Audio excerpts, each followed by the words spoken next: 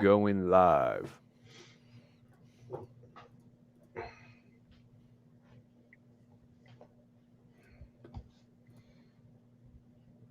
Just waiting for it to pull up on YouTube, but it looks like we are now live for the 2023 June Training Talk show. We were just having arguments on all kind of stuff, guys, safes and holsters and everything else. So if the pre-show was this exciting, it's going to be a good show tonight. But welcome everybody tuning in. Don't forget to let us know where you're tuning in from, so we got to pay attention to that. But tonight's show, we are joined by the Jamie Onion. Jamie's been on the show with us multiple times in the past. You know that he brings a lot of knowledge to the show. He has a full career of law enforcement and other stuff behind him. Also, obviously, is an active instructor and other stuff. So welcome to the show, Jamie. Welcome. I think this is my first one since I retired, Barret. Congratulations on the retirement. Thank you. I said, the full law enforcement career behind him, right? Officially retired. And Deryck Poole, man. Deryck hiding over there in the corner coming out of Florida. Yeah. I don't know what that R word is, retire. I don't know if I have one of those things in my future. Yeah, that's, I was pretty confident. I'm like, by the time I'm 50, I'm going to be retired. Well, I hit 45 a couple of weeks ago, so I'm pretty sure that we got to get some different things in order if I'm going to be sticking my toes in the sand in the next 5 years. Yeah. Oh, yeah, there's no toes in the sand. It's just on to the next life. That's all.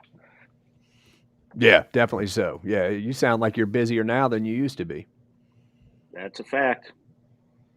But the chances of getting actually hurt at work are much lower, right? I would hope. It's a benefit, right? I mean, paper cuts suck, but life is dangerous. Look, I'm sitting here like a little 3-year-old with a Band-Aid on my finger. Yeah. With a Band-Aid on your finger? Yeah. You pinched it in the doorway today? No. Needed a Band-Aid to make it feel better? Yep, exactly right. I'm trying to figure out if that's a broom in the background. Over there? Or a very long 50 cal? Yeah. It kind of looks like a big, long 50 cal leaning up against the wall. Maybe that's what it is. I wish I had 50 cal money. No, that is the Echo 5 banner setup. And the banner, I left it setting up too long in this room, and this room gets hit by sun in the middle of the day. And the fold over is like one of those hot iron loops. And I came in one day and it was just all on the ground because that hot iron loop had gotten warm enough to let go. So that's why everybody gets to look at my blurry background. I wondered why you didn't have the official Echo 5 background up. Yeah, I tried to do that little, what do you call it, the virtual background. And it looked like I was sitting in an Echo 5 wall, which is, here. Since we're being... see? It's like I'm sitting in the Echo 5 wall, not in front of. So we scrapped that idea. Sorry, best I can do is my wife's book problem in the background. So you shouldn't have said your wife, because then it made everybody right. He is smart. Like, Jamie's smart, man. Look at all the books he reads. Yeah. Nobody can zoom in and see exactly what the titles are. So, From the color of it, I'm pretty sure it's like knitting or something, basket weaving. Pretty close. Yeah.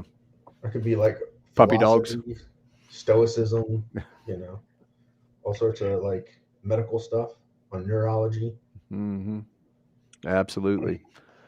Well, tonight's exciting show is brought to you by Primary Arms Online. If you haven't been to the store, check it out. We've talked about it in the past, but generally speaking, they are ones to drop coupon codes on the public page or, offer discounts to first-time shoppers. And so check it out, Primary Arms Online. Look, Deryck Poole's got a hat back there, the official hat of Primary Arms. Ding. There you go. I like that hat. I don't wear hats, but I love that hat just because I like the color. I like that flat, dark earth thing. Yeah, you'll need it here in July. I need a boonie cover. That'd be a good hat to wear. What's that? I need a boonie cover in July. Well, that too, but you can wear the Primary Arms. And a portable air conditioning unit. Yeah, you definitely will need that. Are you excited, Deryck? You ready to go? Oh yeah, I'm ready. You know me. I'm always ready to go. No, So I'm sitting Deryck, here thinking, why did I say yes? And I'll be sitting here thinking, why did I say yes until I get there? because it's gonna be fun. I I know. got my rifle ready. Some of y'all saw us talking about painting it earlier on the Instagrams. And if you hadn't And painted it, everybody could see that is a primary arms optic on. oh no, look closely. Oh, you left Right? that out. Look at you, Ah, fancy. so let's see on the other side. There we go. Primary arms. Nice. And so, yes, they just released their 4th generation of the SLX 1-6x24. And that's it.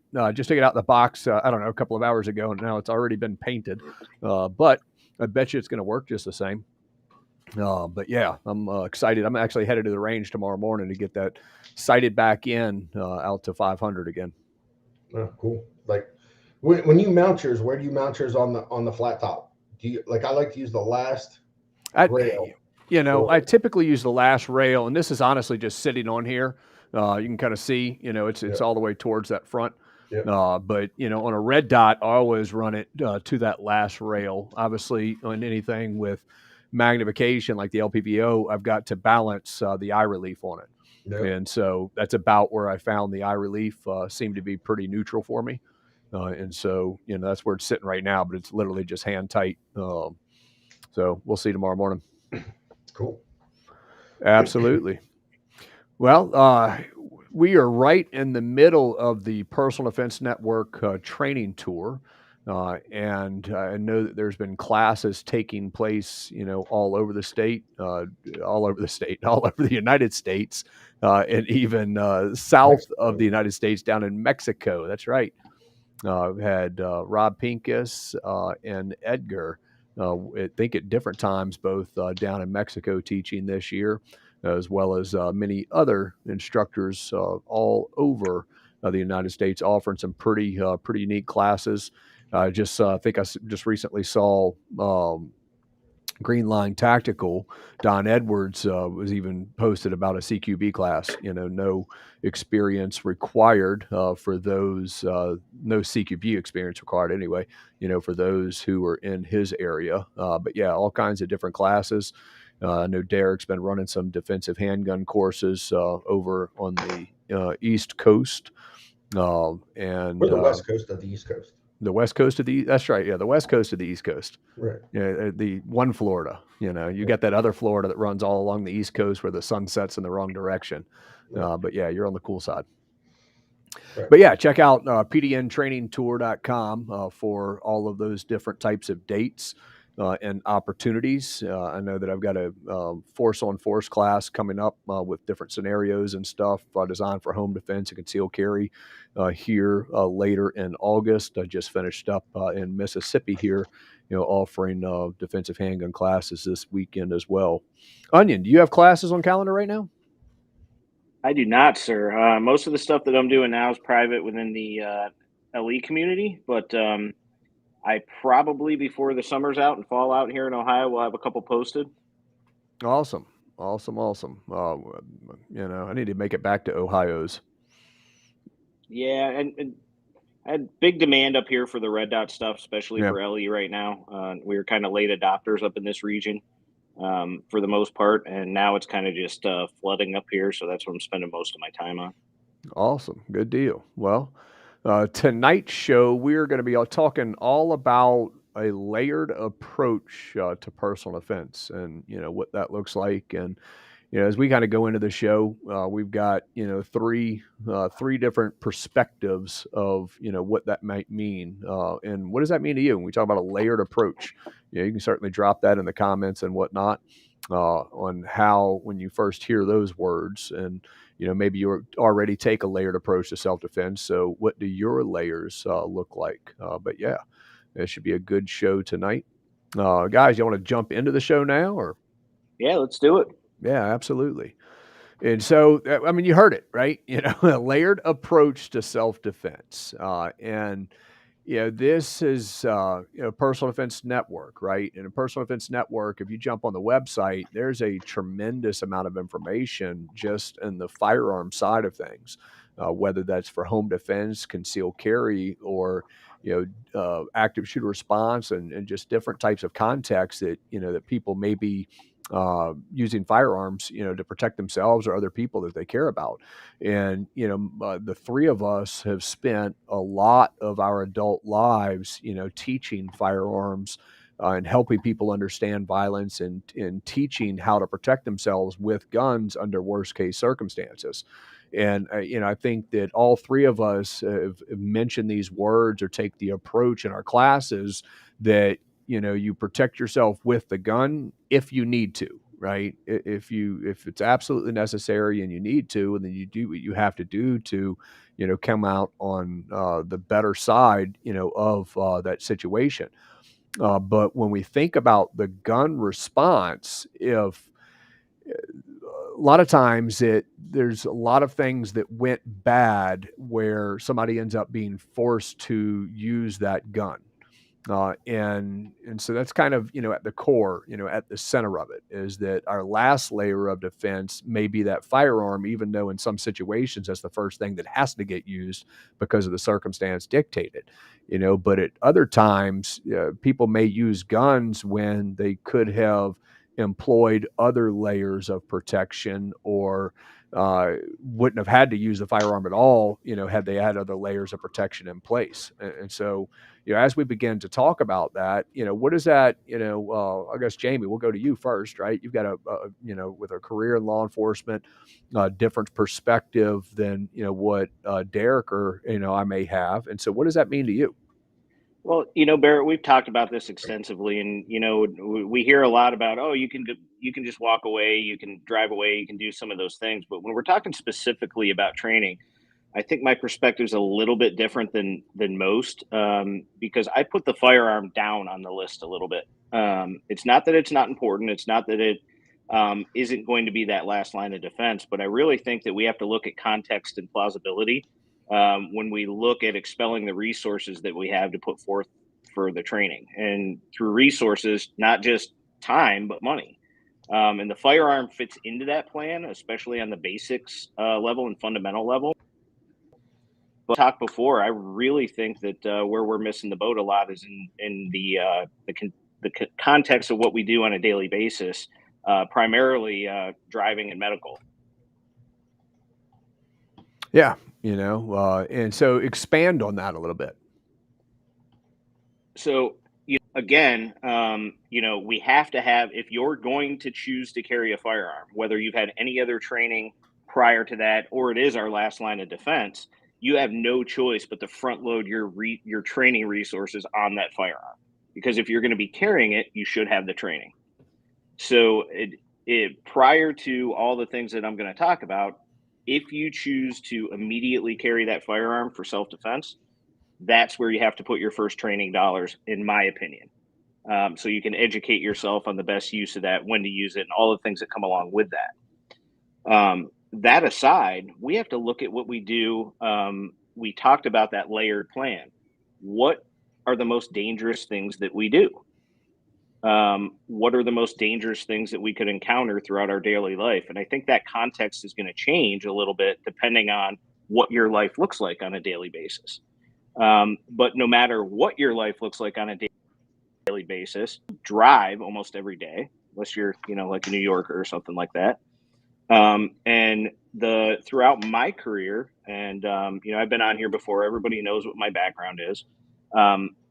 I've seen more incidents and critical injury involving driving and basic medical use than I ever have had to employ a firearm or seen a situation where the firearm would be employed. That being said, though, again, I can't stress it enough. If you're going to carry that firearm for personal defense, you have to front load those training resources and get educated on it. Yep. Yeah, no, definitely so. And that's like you said, I think that if we took, 10 different people watching the show tonight and started to break down, what their day looks like, what their job looks like, what their activities look like, what their weekends look like, right? Where do they spend their time doing? What are their hobbies? You may have some people out there that, are doing things like, free diving or spearfishing, even on scuba, down to a couple hundred feet and doing quick drops down to the bottom, shooting fish and going back up to the surface. Right. And so in those types of situations, they may be facing, different types of threats, whether that, be issues with the diving itself with the scuba or with, sharks or something. Right. I think that heck, I don't know if you have seen the horrible video out of there was a Russian diver here just recently, but getting attacked, on video, by a shark, right? But if you've got somebody that spends a lot of time, where they are diving along aggressive sharks, then obviously part of their personal defense plan should be, mitigating that, right? Or the guy that is the professional driver, the one that's driving for Uber or for Lyft or any sort of ride share or taxi type of company that's constantly putting strangers in their vehicle at all times of the night, right? There's obviously different, risk associated with that. I was just out in Atlanta area teaching safety and security, for a team at a house of worship facility, right? And it was pretty eye-opening to them when I even started putting up slides about all of the registered sex offenders that existed, within a 2-mile radius of their facility. Right. And that's, the things like that type of threat, can often be overlooked as well. Even though they brought me in, we're talking a lot about firearms and active shooter response. Well, from day to day, they're far more likely to, to be dealing with a registered sex offender coming in that they may need to be, aware of and aware of the activities coming in the church and making sure the proper accountability is in place. Right. And so I think that, yeah, it's, what does somebody's day look like? What does their activities look like, their hobbies, and, how they spend their time? And are they, putting the resources into the best places? And, I carry a firearm and I have, just about every single day for the past 17, 18 years or something like that, but at the same time, it's the least likely part of my personal defense plan that I'm going to have to use from day to day. And I'm thankful for that. Yeah. And, one of the things too, Barret, that we have to look at too, with those resources, we've talked about it on here before, is, for us enthusiasts and trainers and things like that, we're still a small part inside our firearms community. There's a lot of folks out there that this is, the carrying of the firearm is their fire extinguisher, right? Their worst case scenario. They still need that level of training. God forbid they need that. And those are the folks that I really like to talk to about that expenditure of resources, right? Are you going to take a weekend away from your family to go do that training once a year? And if you do, you need to make sure that you're looking into the proper resources. It really makes me laugh. And Deryck and I talk about this all the time. Someone buys a microwave, they'll spend 6 weeks researching their microwave, looking at reviews on Amazon and all that kind of stuff. But they go to the first, trainer that they can find on YouTube or on, locally or something like that, instead of vetting out the types of trainers like we have here on the tour, or associated with, some professional organizations to get that proper training. So they're getting that foundation. So funny you mentioned that. Like, I just got a text message a couple of days ago. Somebody asked me about a training company that's sort of in this area. And I said, well, what does their about page look like? Like, what is the instructor? What's their background? And they said, there's really nothing on the about page about the actual owner. This is your Second Amendment right. You should be doing it. It's, you better get it done now before the people in Washington take away your right. Like, I'm like, yeah, you might want to keep looking. Yeah. The one thing I caution too, because we have a lot of people who rely on their background to sell classes, right? So I was a suburban cop for most of my career. Early on, I was in the inner city, but most of my career, I was a suburban cop. I got to do some cool stuff, some task force work, things like that. But background is only a piece of the trainer puzzle, right? So it goes back to that context and plausibility. They might understand in a lot of the cases the operational use of the firearm, but the context that you're looking for in your training environment, and by you I mean our listeners, might be completely different and foreign to the trainer that you're looking for. And so it's important that you don't just rest on the credentials that are posted, that you really vet out folks that have had that training, that share the same context and plausible things that you do before you make that choice. Because it could be a very, very good trainer in their context, but it might not fit what you need for your limited resources in the short amount of time that you're going to be participating in that training. And a lot of people, even their background, they look at their background and they might, like Barret didn't serve and he's never been a police officer, but one of the best teachers of the firearm and personal defense that I know of. Jamie's a former law enforcement guy, great teacher. I'm a Marine. I don't know what I am, but pretty solid teacher. I got a few descriptive words I could use. Right, I know. But I tell, like, when people ask me, I'll tell them all the time. I go, you don't have to find the former, Delta SEAL Foxtrot guy. Nope. Right? It could be somebody that's never ever held a position where they carried a gun daily, but they're a student of personal defense. They're a student of the gun, and they've been studying it a long time, and they're able to think about it critically and coach you and correct you and give you the best information available. A lot of times, those are the people, because like Jamie, I know guys that like carry guns for a living.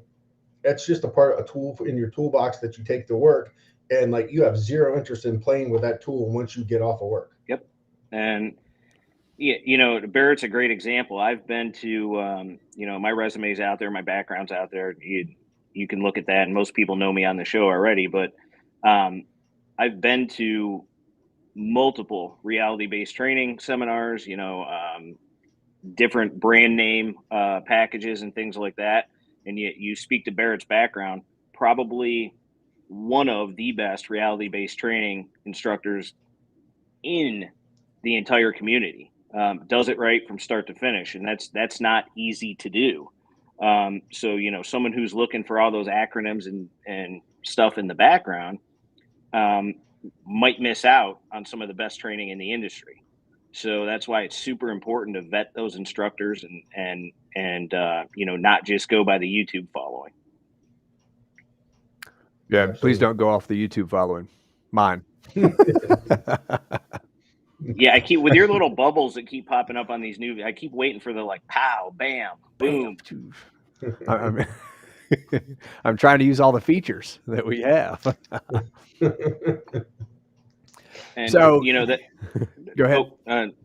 One of the things that I think PDN and Rob have done over the years is we've really expanded. If you look back at the early PDN tours where we were all part of them, most of the training was focused on our inner group of instructors within the firearms community doing firearms related classes. And both PDN and Rob, I think, have done a great job expanding this over the years, making it a one-stop shop, whether your resources are to be spent online or attending an actual class, which is super important, and expanding that knowledge base. And our topic of the show tonight's layered. The PDN tour really does offer you a bunch of classes to help build those layers now as it's grown, that are outside just the typical firearms classes that you might see with a lot of other organizations. Yeah, I just decided to pull up some of the classes that you'll see, and of course there's firearm stuff that exists on the tour, everything from different introduction defensive handgun or defensive carbine classes, unorthodox shooting positions, two-person armed defense. Like, right, you're going to see all of that, but then you also see things like active killer casualty care. Edge of reality with Ryan Hoover, great instructor out on the East Coast or Easter Coast. Active killer defense, right? So just all kinds of different options. Here's a Krav Maga, seminar. Breaking Brutal, another session with Ryan Hoover. Red Dot, pistol instructor, right? Free CCW class. So it's like, you've got all kinds of stuff that exists across here And I mean, I'm going to scroll down and scroll down and scroll down and see more and more different options. But yeah, it's really, it's a layered approach, right? Just exactly what we're talking about tonight. It's all kinds of stuff that some of it is going to go into hardware, but plenty of it's going to go into software and have a better understanding of how to not end up in the situation in the first place. Sure. Or have the skills that you need, even if it's not a life or death threat situation. It's something else, a car accident, motorcycle accident. Right, Jamie? All right, Deryck. Hey, Jamie, and for those that don't know, Jamie was actually with me when I had my little motorcycle accident. He barely escaped. I think he escaped with a broken toe. Yep. He leaned so hard, he smashed his toe and got away. I leaned so hard and didn't get away. Could have been worse. But Jamie was my first responder. He was the first one up, and I was carrying a gun when I went down. Gun did me a whole lot of good. It was the medical kit that I needed, and Jamie was there to render aid. Yeah, no, absolutely. I mean, you talk to your, local first responders. I promise you, there's way more medical calls than there are deadly force incidents. Yeah, plenty of times I've used tourniquets far more than bullets. So one of the things that we talk about with that is, and I get a lot of pushback amongst my instructor friends with this is, I say all the time, I'd leave home without my gun before I'd leave home without my medical kit. I prefer not to leave home with either or without either, but just based on my context and my training, my experience, it's the piece that of the puzzle that I know that I'll likely use the most. But I don't want to take the focus away from our folks on here that are interested in the firearms training, because I think it's important. They're making that choice to carry that gun. We have to front load those training resources into the firearms, at least to a basic and competent level, even if it means forgoing some of those other things that we talked about, because you're making that conscious decision to carry now. You don't have time to hope that nothing happens while you're waiting to get additional training down the road. And that's one of the nice things about the tour is it hits pretty much every part of the U.S. as they go through. And if it doesn't hit your part, it's within driving distance. So, we have a lot of options on the tour this year that I think are very valid options that fit that layered approach. And then if there's something that interests you that's outside the tour dates, there's plenty of competent instructors that you can do outside of the tour dates as well. Yeah, no, definitely so. Lots of opportunities on the tour. So, okay, so we talked about, driving, we talked about medical, right? When let's say that, you're traveling to unknown city, right? You're outside of your normal operating area. You're traveling to an unknown city. You're just there vacationing, you're working, doesn't really matter, insert whatever. What are some of the things that you do to help prevent yourself from ending up in a situation where you're forced to protect yourself with a gun? You're asking. I'll ask Deryck. So Deryck, you go first since Onion went first last time. The first thing I do is I make sure that my wardrobe is set in a way that I'm not going to stand out. I mean, I already stand out, right? I'm 6'4". I stand out in the crowd just because of my size. That's because you're mean looking. That's the other thing, right? I don't walk around looking like the easy target just by walking, right? 6'4", they look all right. 6'4", about 250-ish pounds. I'm sure I can find an easier wallet or whatever today, but I try not to stick out, right? That's not the time where I wear my funny shirts, that say warheads on foreheads, with a big smiley face on it. I like button down, nondescript. I don't try to look tactical. I mean, I don't look tactical anyway. I don't think I own a pair of pants that look tactical, but, I try to just look like the average person walking around.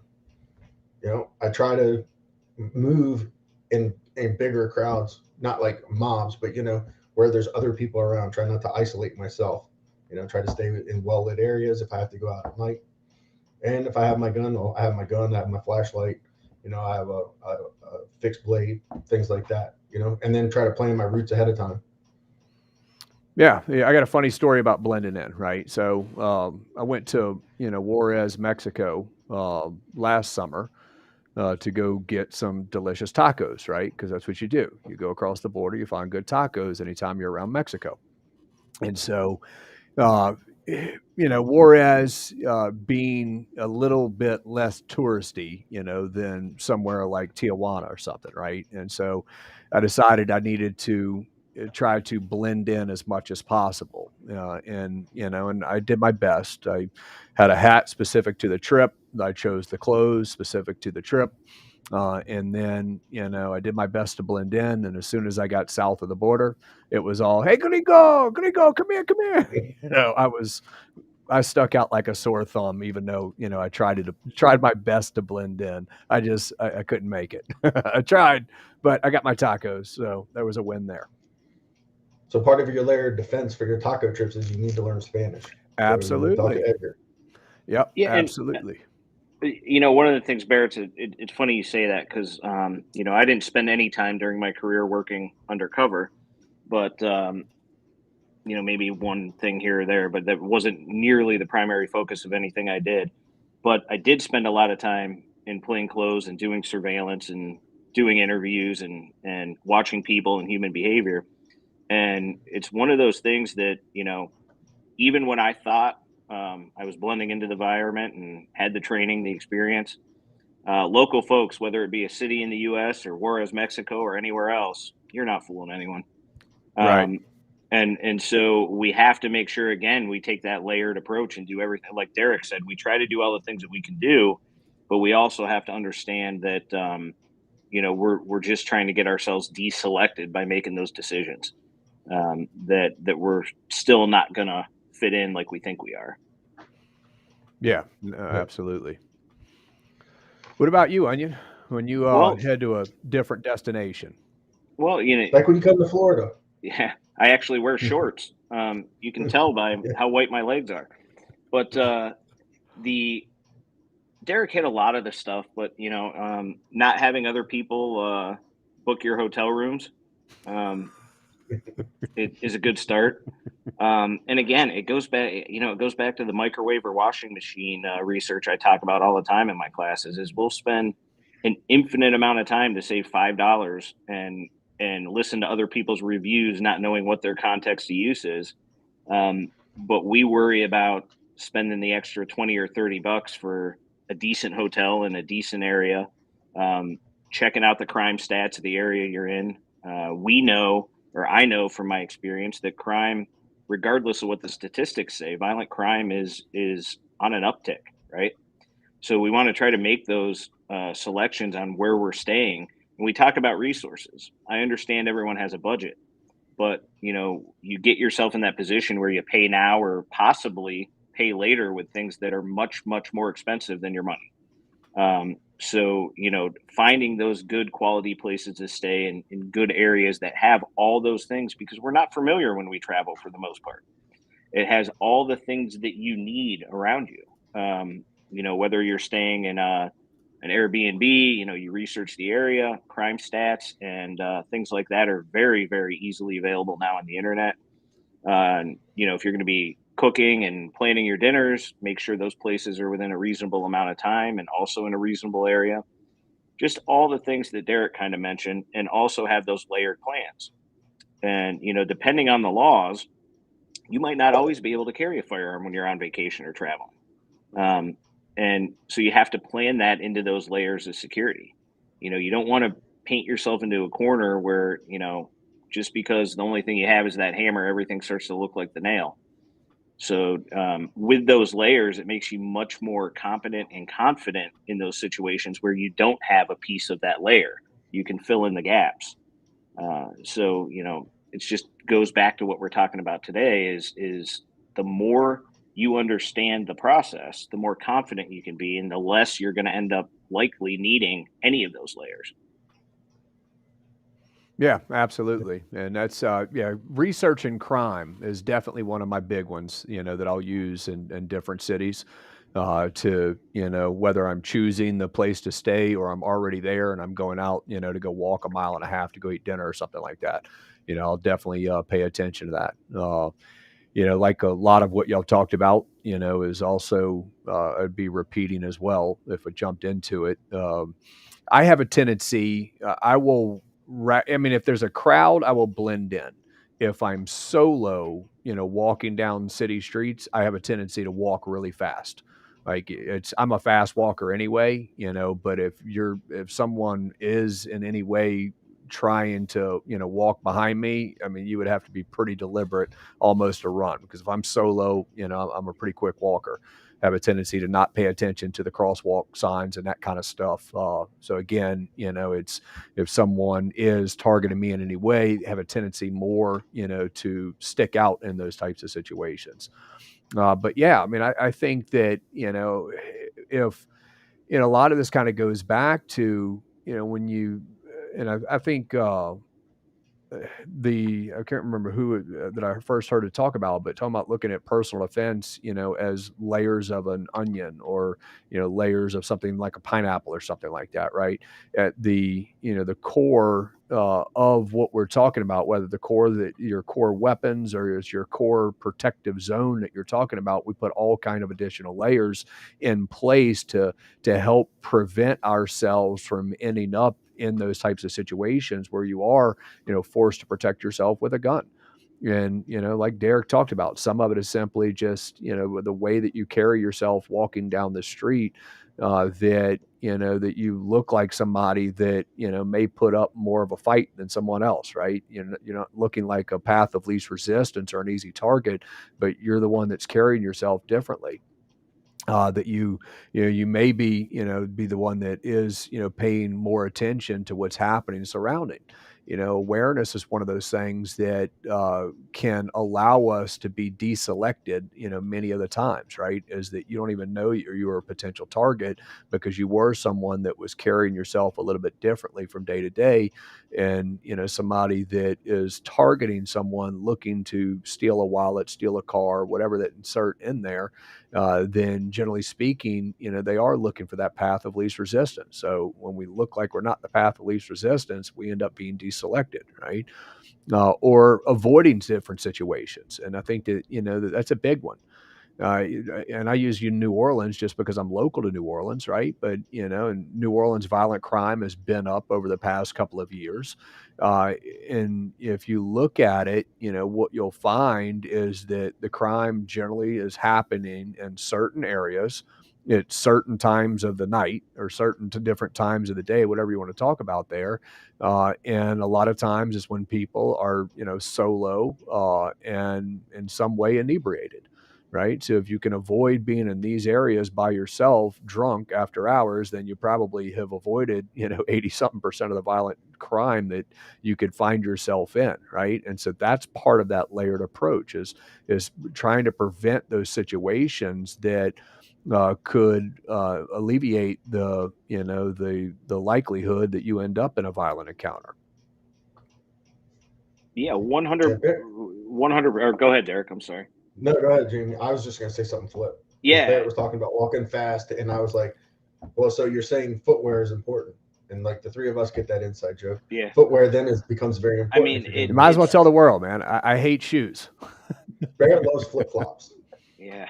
Barret in the Marine Corps, we called them shower shoes for a reason. And he was talking about walking fast, and I was just, that's why people might have told me start smirking. I have gone into a burning building without proper footwear on. I have run several miles in flip-flops. So I've earned it. If I want to wear flip-flops, I can wear my flip-flops. Right. But for the rest of you, don't wear flip-flops unless you've been through the amount of training that Barret has in the swamps of the Cajun side of Louisiana. That's right. I've hunted in flip-flops too. Summertime and wintertime. Yeah, it's one of those things where, I can't remember and maybe one of you guys will remember who came up with the little saying, don't go to stupid places, do stupid things and whatever. But those days are kind of over, right? I live in I wouldn't call it a posh suburb, but a decent area. We don't have a lot of crime, but we're not immune to the carjackings and the thefts and things like that are happening now. There was a video, and I don't know if any of the viewers caught it, of a Detroit officer over the last few days in full uniform in a convenience store trying to cash out, and he was ambushed from behind by two people that tried to take his gun from him. So we're seeing certain types of crimes that we haven't seen on a regular basis, and so it goes back to, we can remove a lot of those elements that you're talking about, Barrett, but sometimes we have to realize that even if we take all those precautions, even if we use that awareness, even if we do things to de-escalate the environment we're in, we may still find ourselves in a situation where we need those skills. So I think these skills that we talk about are important for the average person, whether they choose to carry that firearm on a regular basis or not. I put them in that same category as, the fire extinguisher, right? Or the seatbelt. They're things you hope you never need, but you need to know how to use properly. And when you need them, you need them. And these are the kind of basic skills that we're talking about here. Yeah, no, absolutely. And, like I said, thankfully, I live in a pretty safe environment, but it doesn't matter where you look, happy place USA, you're going to find violent crime, right? It wasn't a mile from my house, just earlier this year, late last year, where, you had a violent home invasion and a Catholic priest and another lady that were, violently killed and their bodies burned right there in downtown, where I live, right?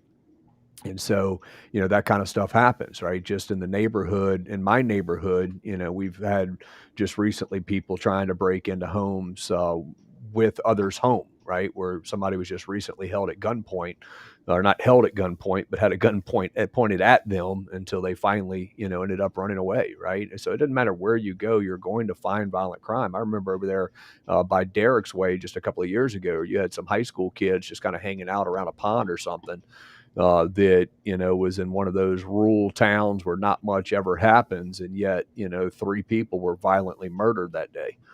And so yeah, I mean it's it's, and obviously there is an uptick in violent crime, throughout the U.S. I think, more so than we've seen in the past, where for years I was able to say that violent crime was on a downward trend, regardless of what people's perception was.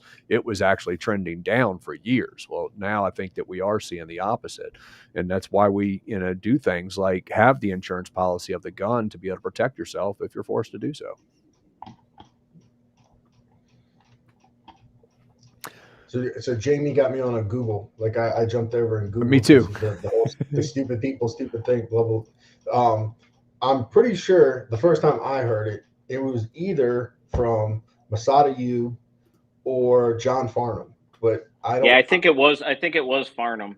Yeah, I think John Farnham is. Yep. But yeah, I've heard it for many years. But yeah, I think it was John Farnham that was the one who coined that. But he might have gotten it from the 5 Universal Laws of Human Stupidity, which came out in 1976 by a professor of economic history at UCal Berkeley, Carlos N. Cipolla. Because I read the 5 laws real quick, and like you could deduce the don't go to stupid places at stupid time with stupid people based off of the laws of stupidity that were published by that guy. It's one of those things that, it's all about the paradigm shift and getting the information out to educate people. I mean, we can do a lot of things wrong to get ourselves victimized, which doesn't mean it's always the victim's fault. It just means we can do a lot of things to set that victimization into motion, like Barrett said, being intoxicated by ourselves and, with your Rolex on and all those kind of things, should you be able to do that in our free country? Of course you should. But it doesn't always work out in your favor. But we also can do everything right and still end up in those situations. And that's where I think we need a little bit of the general paradigm shift of, well, if I don't do this and I don't do that, then I don't have to worry about whatever that may be. And the truth of the matter is, and we all have to worry about it at any given time. So, having that baseline of education doesn't mean you have to spend every weekend that your kids are playing baseball at some kind of, doomsday training seminar or something like that. I think it's our responsibility as our own first responders to have that baseline understanding and knowledge on what to do if we encounter one of those situations. I mean, like you said at the beginning of the show, like the gun, you really do need to get out on the range with a competent instructor and learn how that firearm works, how to operate that firearm, and how to be safe with that firearm. Because the minute you walk out of the house with a loaded gun on your body, anything you get into is really an armed conflict, even if the gun doesn't come out. Sure. But then after that, the soft skills, like you were just saying, like you don't have to spend every weekend out. There's soft skills that you can sit there and read an article about and sit there and write notes and think about it. And that is adequate training for something, like we've seen people talk about de-escalation, right? You don't have to go to a de-escalation class to know how to de-escalate.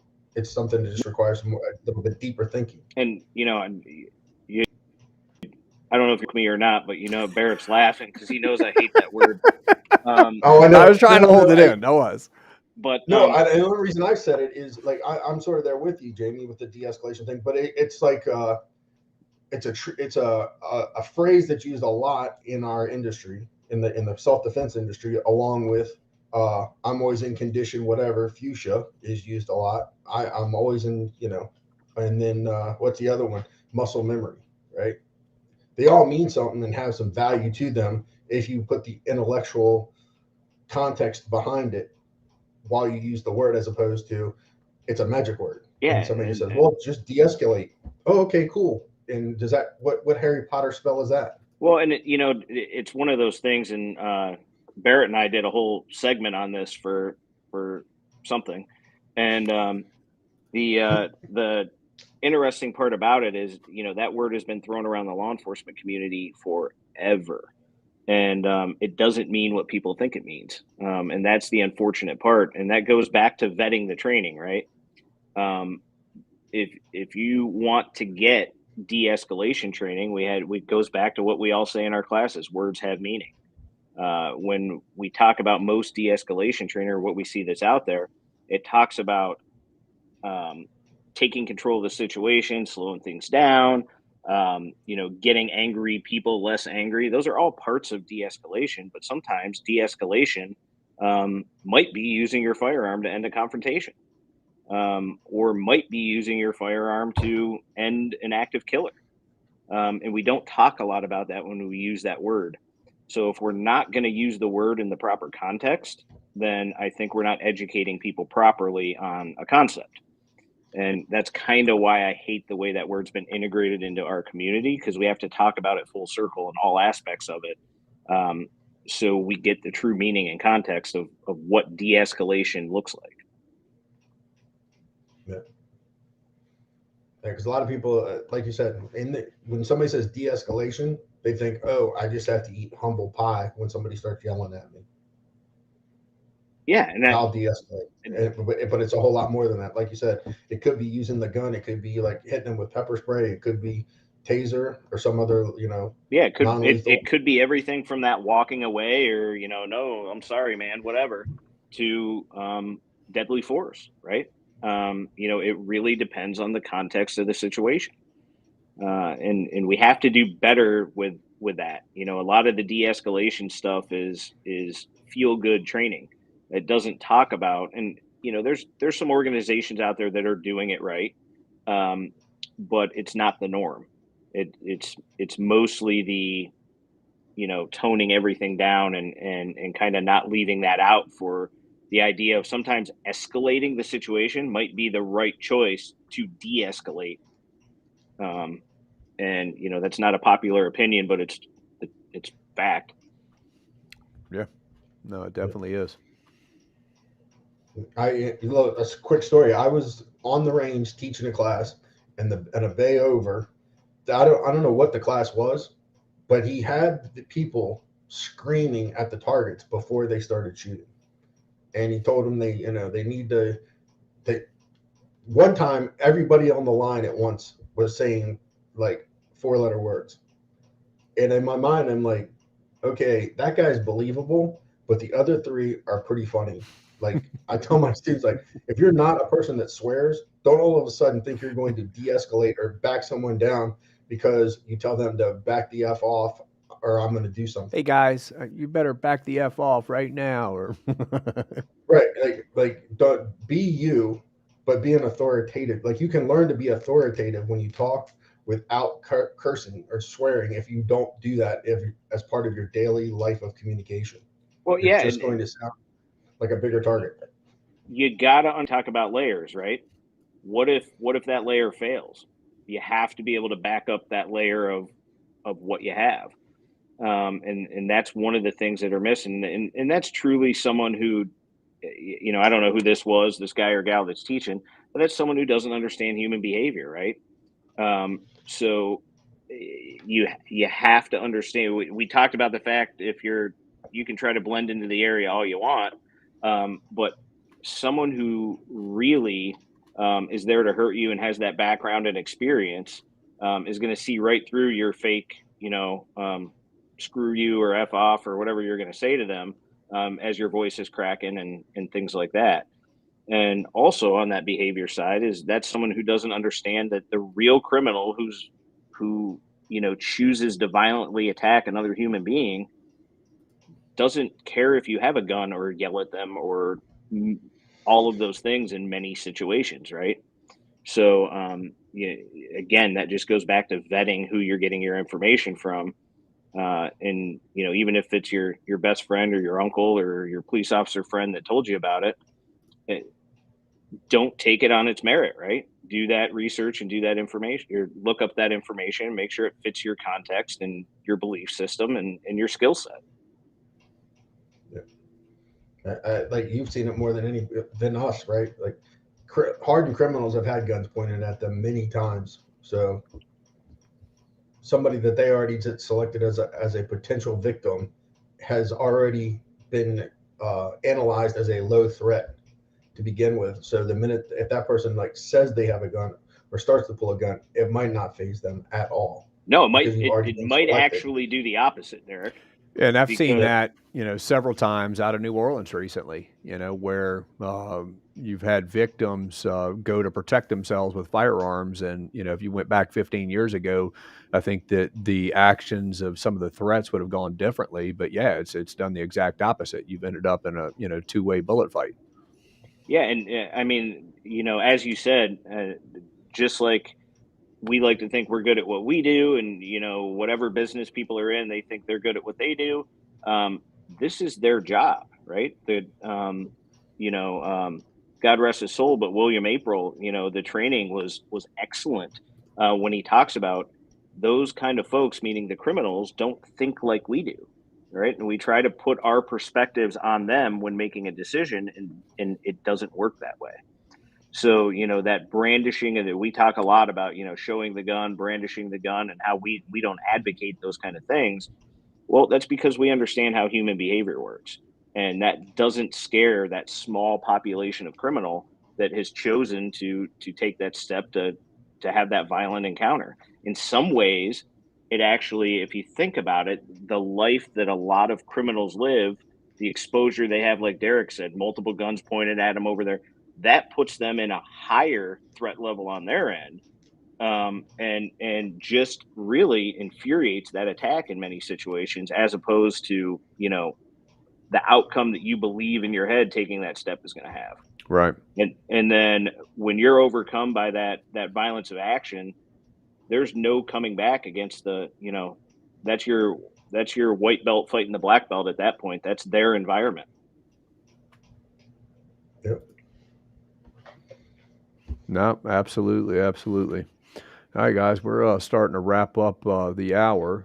Any last words that y'all have on the subject? No, but we can't forget show and tell. Jamie brought show and tell. Oh, yeah. For everybody. Oh, yeah. Well, they're a tour sponsor. So. Yeah. Yeah, I got both options here. So I finally have PD10 in hand. Several thousand rounds through it now. But I'm really digging the G-Code Phenom. And this is the stealth version. It's cut out here at the bottom. Paired up with, now it comes with your standard clip on it, but paired up with this alias system that I've been kind of playing with from Neomag, which is an Ohio company here. This has become my new favorite setup. Really light, really easy to use, whether I'm wearing, gym shorts on my way to cut the grass, because I don't go to the gym. All right, Jamie, watch last month's training talk. Huh? I said watch last month's training talk. I know. But really solid. And then because of the nature of the other stuff I do, sometimes it calls for outside the waistband. And I've just got this in hand, so I haven't spent a lot of time with it. But the comfort level for an outside the waistband holster, if that's your thing, is super comfortable. And, leave it to G-Code to give us many options, because without the wings on it here, they've set it up so you can put any one of their attachment systems on there and fit whatever platform that you have. Retention on this is really good for a this type of holster. Same on the Stealth. Really, really digging it. And at first I have to say I wasn't sure about the metal wing. It's kind of a game changer. It's because of the color, aluminum, right? So it's super light. Yeah. Super light. Let me ask you this: do you know why they chopped on the Stealth? Why they chopped that front edge off? Does it help with concealment? Does it? I don't know, because it's not on the body side. So what I can think of, and this is my uneducated guess, is especially for let's call it thicker guys like me, the shorter the holster, the harder it is to conceal and keep the butt tucked in, right? So this gives you that opportunity to cover the whole gun on the body side, and also act as that kind of extra lever, to keep it where it's at. And it does a phenomenal job. This is the only holster I have that doesn't have the fancy Dr. Scholl's on it like I use, and it stays in place like it does. And with the PD10 in place, it just leaves a little bit. I don't know if you can see that. There you go. A little bit out the bottom. And the way that it sits is phenomenal. And it's cut out. One of the pet peeves I have with a lot of holsters is not being able to get that full grip right out of the holster. And the way they have the clip set up, this was well thought out. The way they have the clip set up and the way it's cut out right around where it goes on the trigger guard still meets our criteria for holsters, but allows you to get that full grip and not get pinched in there. Nice. Really happy with that. Very fancy, very fancy. Yeah, we're supposed to be getting some here in the next week or so for the Canucks, because Canucks is another one of our sponsors. So we'll be getting some to fit our Canuck compacts. Yeah, I've got to order one for my PD10 as well. So I don't have quite a... I'm going to order one too. I just let Jamie's so quick. I figured he's a lefty, I'm a lefty. I'll let him be my tester before I invest. Can't go off of a right-hander's opinion. It's got to be a left-hander's. Yeah. You won't be disappointed. Deryck and I are holster snobs, and you won't be disappointed with that. No, definitely. I was just thinking that open end too. You think that also would aid, like you say, when you decided you're going to put a threaded barrel on it for some reason? It could. I mean, I just know now you can do it. Yeah. So it's got just can't be enough wider room. than the slide. It's got just enough room at the bottom to protect your threaded barrel if you so choose on the PD10. But yeah. I know they make a threaded barrel, Barret. I own zero suppressors in my life. They do make a threaded barrel. I say that. Rob has a threaded barrel. No, it's on the website. It's on the website. Yeah.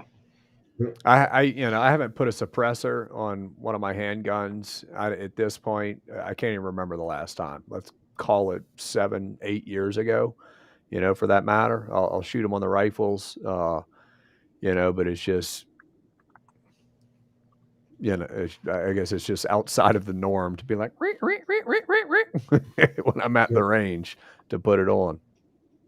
I'm going to fold with dead air. I'm going to get one for my rifle. No, absolutely. That's my next one. Is definitely going to be dead air. But I'm telling you, I keep saying, okay, the powers that be are going to get it together and realize the suppressor does not make it extra killy and doesn't turn every gun into an assassination machine. Well, keep holding your breath. Keep holding your breath. But I tell my students, hope isn't a method, but here I do, sitting here hoping. I think it's almost a necessity for a defensive rifle. And you know, it helps with the hunting rifles too. Pistols, again, I use it a lot on my 22 pistols just for the giggle factor. Well, and that's, you know, I've got kids, right? And at 9 and 11, I can't, you know, really highlight enough the importance of having the suppressor is on the hunting rifles. Is that, you know, we don't have to sit there and worry about damaging their ears or having hearing protection on the entire time sitting in a stand, because I've got the rifle set up to where I don't have to worry about that with them. And you know, my dad had me shooting by like age 4. And I mean, I grew up with guns in the hands and constantly shooting and hunting and other stuff. But it's funny, I always kind of joke around. He taught me how to be super cautious and safe around guns and respect the dangers with them and how to handle them safely. But yet, I don't think I ever wore hearing protection until I was probably, I don't know, 20 years old or something like that. And it was not because of his influence. It was just like, wait, maybe I should protect my ears, you know, just somewhere along the way. And so, I mean, we've got pictures of, you know, me shooting like an Uzi in backwoods Tennessee, you know, back when I was a kid, you know, AKs and everything else. It's like, no hearing protection. We don't need it. Well, and that's one of the things too that you know, you don't think about, because it's a lot of resources to put out for a suppressor right now, right? The tax stamp, the waiting time, all those things. But if that's part of your layered system to have that rifle for home defense or, you know, vehicle defense or whatever context you decide you need that rifle, if you haven't fired a rifle without a suppressor inside a car or a house, you will value that suppressor pretty quickly. Yeah.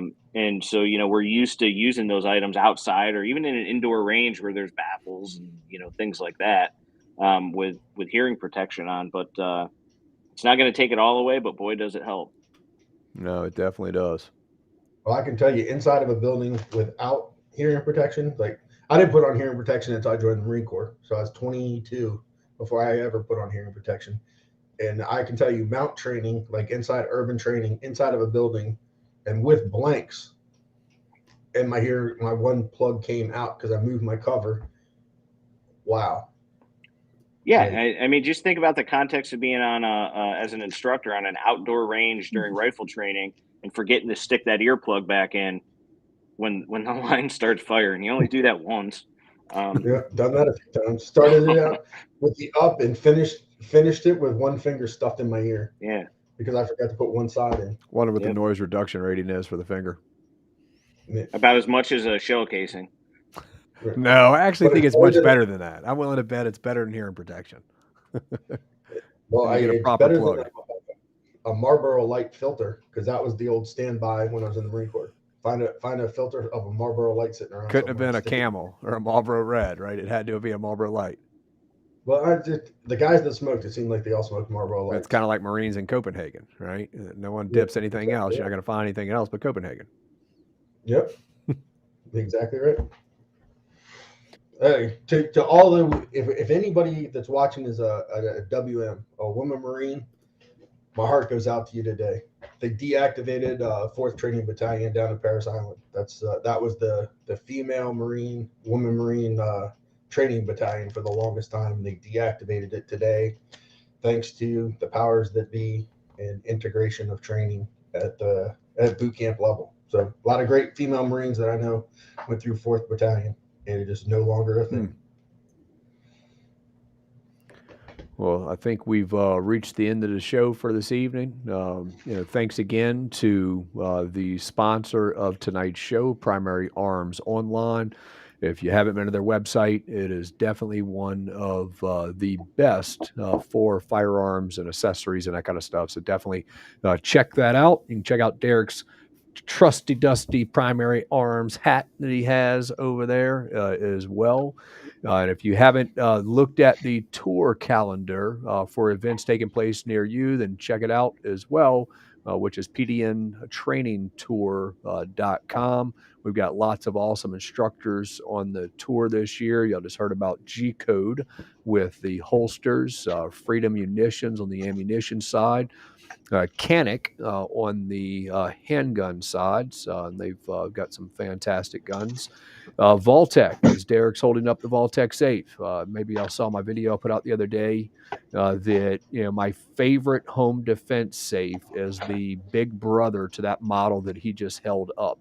It has nothing to do with sponsorship at all. I'm telling you, I've tested so many different models and so many different companies over the past over a decade at this point, and my favorite one to date is that Vaultec VS20i. Like I said, he was just holding up the VS10i, but it's biometric. It connects to the phone, but it's just a super reliable safe. But yeah, Freedom Munitions on the ammunition. You've got Walk the Talk America as a tour sponsor. Nemo Arms on the rifle side for the carbines and whatnot. Phenomenal guns. And who else am I missing, Deryck? Going off of just my memory here. USCCA, absolutely. USCCA has been a sponsor for multiple years. If you haven't checked out their offerings, be sure to do so. They have obviously self-defense insurance that a lot of people sign up for, but they do a tremendous amount of online education as well and in-person education. So be sure to check out what they are offering.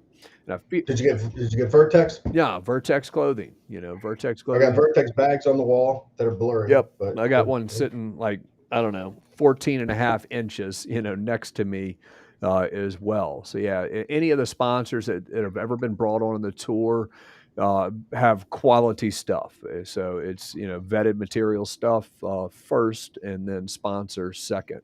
But if you haven't checked out the tour sponsors, be sure to do so, because they definitely do provide a lot of awesome stuff. And CERT, the NLT CERT laser pistols that many of us use for training, for practice. I use them a lot, for teaching. And of course, Rapid Fire Radio out of Massachusetts. But Rapid Fire Radio is syndicated all across in different places. So be sure to check them out as well. But thanks for everybody tuning in tonight. When Deryck and I come back from a training event in July, so we'll hold off on the first week of July. And Deryck and I, for 4th of July, will hold off for the training show. But then the second week of July, Deryck and I and several others are taking part in a training event somewhere in the middle of nowhere. I don't quite know where it is yet, but we should have a pretty good time putting some of the stuff to use, such as that Primary Arms SLX6 that I talked about earlier. And so when we come back for the third week of July, we will talk about some of our experience using different pieces of gear in the training class that we're part of and whatnot. But hope to see y'all back next month. If you want to hear about something, you want to show about it, then be sure to drop those remarks in the comments. We'll pay attention to that as well. Other than that, thanks for tuning in. Jamie, if they want to get in touch with you, they can find you at Jamie. Yes. You got to look for Jamie. I had a feeling that's what it's going to be.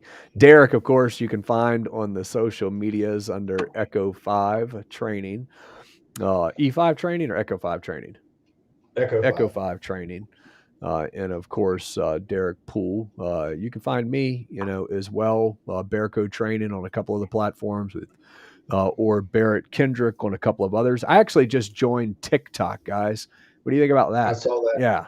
So here's the best part, right? So I'm on TikTok. If y'all are watching tonight, follow me on TikTok at Barret Kendrick. I've only posted like 4 videos so far, 5 videos, and 2 of them have already been removed for violating the terms and conditions set out by TikTok. I'm like, wait, I'm not doing very good at this, but I promise. China doesn't like guns. I'm going to try to put out some quality stuff. Flip-flop dances. Absolutely. Thanks, everybody, for tuning in.